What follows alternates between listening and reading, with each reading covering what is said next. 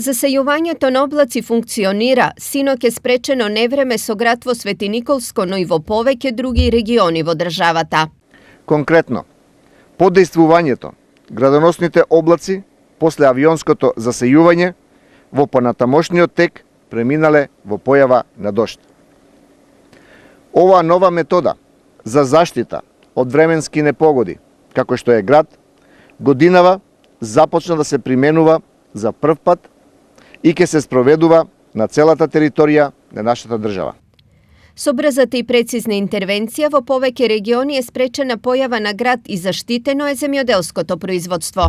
Во текот на вчерашниот ден, нашата земја ја зафати нестабилна воздушна маса на целата нејзина територија. Управата за хидрометеоролошки работи овие процеси ги следеше преку своите радарски системи во Ѓуриште и Тополчени.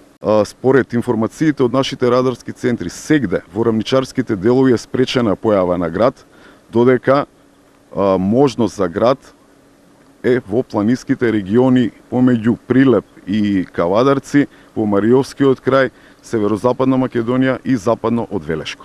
Изјавите за состојбата со засејувањето на облаци министерот Димковски и директорот на УХМР Тодоровски денес ги дадоа во Ѓуриште, каде е сместен еден од радарските центри во државата.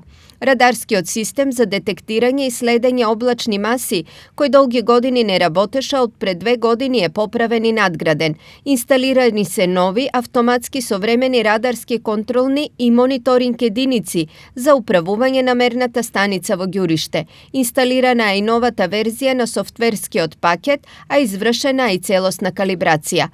Токму надградениот радарски систем овозможи навремена прогноза на појавата на стабилната воздушна маса, која во текот на вчерашниот ден ја зафати територијата на нашата држава.